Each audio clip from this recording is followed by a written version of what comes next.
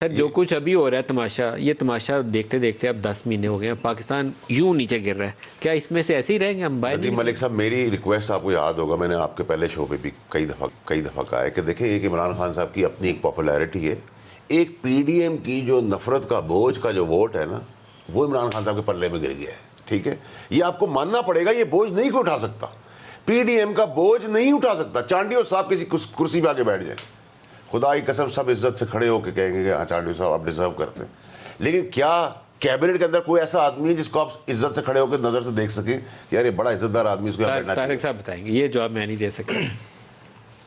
वैसे तो मुझे आज समझ नहीं आ रही कि मेरा भाई आज किस एजेंडे पे है। अपनी पार्टी की भी का बात कर रहा हूं। एजेंडा तो उसी में, लेकिन थोड़ा मौके पे ऐसे किया है। एक नहीं हालात ऐसे तो पीडीएम की तबीयत साफ, पीडीएम की तबीयत साफ एक ही तलवार से कि पूरी की पूरी कैबिनेट की गर्दन उड़ा देना, ये देखिए ना, ये गलत बात है ना। मैं आपका नाम लेना शुरू कर दूं, मैं अच्छे लोग मेजॉरिटी कह रहा हूं, चलो इसको इस तरह अच्छे लोग करें ना। तारिक साहब ने वाडा साहब की बातें सुन के जरा मूंछों को ताव दिया, उन्होंने कहा अच्छा देखता हूँ मैं। बात तो फैक्ट्स की है। अब वो नाम ले लेके मैं आप कैबिनेट के गिनवाना शुरू कर दूं, ये तो कोई मुनासिब बात नहीं है। लेकिन अगर किसी में कोई कमी कोताही है, किसी पे कोई इल्ज़ाम है, अभी आपने बल्कि मलिक साहब ने कहा कि जी जो शहजाद अकबर साहब थे उनके पास जो है शहबाज शरीफ साहब के ख़िलाफ़ सबूत मौजूद थे, कागज़ मौजूद थे।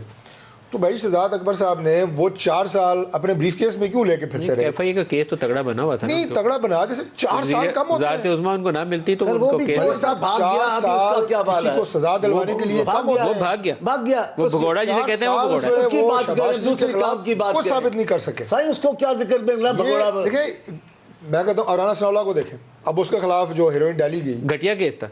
थर्ड क्लास के सच और झूठ में फर्क करें जी। काबीना में कहा था सर सच और झूठ में फर्क करें। काबीना घटिया में कहा था केस चांडियो साहब, मैंने घटिया केस और सही केस में फर्क होता है। जाली केस, बकवास केस। पॉलिटिकल के जो आप कहें ना, सही बात है। एहसन इकबाल वाला घटिया केस था, शायद खकान वाला घटिया केस था, लेकिन जो सही है उसको तो बताना पड़ेगा ना।